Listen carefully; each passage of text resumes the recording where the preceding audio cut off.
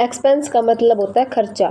किस प्रकार का खर्चा? जो भी खर्चा आए, फिर जो भी पेमेंट आपने कोई गुड्स खरीदने के लिए, फिर कोई सर्विस प्राप्त करने के लिए किया, वो खर्चा हो सकता है।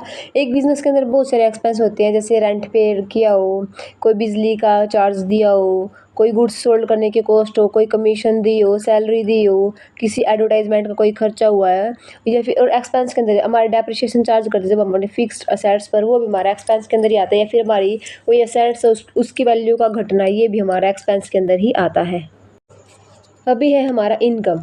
इनकम है और रिवेन्यू है, दोनों में बहुत ही अंतर होता है। इनकम का मतलब होता है आय, रिवेन्यू का मतलब होता है आगम। जो हमारा अमाउंट, हमने कोई भी प्रोडक्ट सेल किया है, उससे जो अमाउंट रिसीव हुआ है वो हमारा रिवेन्यू होता है। और जो उस प्रोडक्ट को बनाने में लागत आई थी, कॉस्ट आई थी, वो हमारे एक्सपेंसेस होते हैं। और जो एक्सपेंसेस और रिवेन्यू के बीच का डिफरेंस होता है, जो उसका बीच का सरप्लस होता है, वो हमारा इनकम होता है। मान लो कोई प्रोडक्ट है 4 लाख का, 5 लाख की उसकी हमने बेच दिया, 4 लाख का है वो कॉस्ट है, और 5 लाख के हमने सेल किया, वो रिवेन्यू। इनके बीच का जो डिफरेंस है 1 लाख रुपए, वो हमारी इनकम होती है।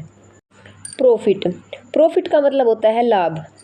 ठीक है, हमारा जो टोटल रिवेन्यू है उसके ऊपर का अमाउंट, टोटल रिवेन्यू का टोटल एक्सपेंसेस से जितनी ज़्यादा है वो हमारा प्रॉफिट होता है। मतलब अगर हमारी आगम और जो खर्च है उसके बीच का अंतर, अगर आगम ज़्यादा है और जो खर्च है वो कम है, तो वो हमारा प्रॉफिट होता है।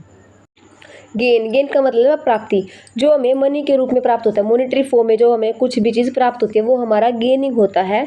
और जो ये गेनिंग है, ये कभी कभी होता है, ऑपरेटिंग एक्टिविटीज़ से नहीं प्राप्त होता, ये हमें कभी कभार होता है गेनिंग हमारा। जैसे कोई हमने कोई बड़ी अमाउंट की कुछ रिसीव हुआ, जैसे हमारी जो बिल्डिंग है कोई 10 लाख की थी, हमने उसको 12 लाख में बेचा, तो 2 लाख रुपए हुए जो हमारे, वो गेनिंग के अंदर आते हैं। गेनिंग और इनकम दोनों में फ़र्क होता है, क्योंकि जो गेनिंग है वो ऑपरेटिंग एक्टिविटीज़ से रिलेटेड नहीं होती, और जो इनकम है वो हमारी ऑपरेटिंग एक्टिविटीज़ से रिलेटेड होती है। अभी है हमारा लॉस। जो लॉस है उसका मतलब है कुछ घाटा होना, या फिर जो हमारी आगम है वो कम है और जो खर्चा है वो ज़्यादा है। जैसे कोई प्रोडक्ट है, वो सिर्फ हमारा, उस पर हमारी जो लागत आई थी वो हमारी 20,000 रुपये आई थी, लेकिन जब हमने उसको बेचा वो सिर्फ 18,000 का दिया, तो 2,000 रुपये का हमारा लॉस हुआ।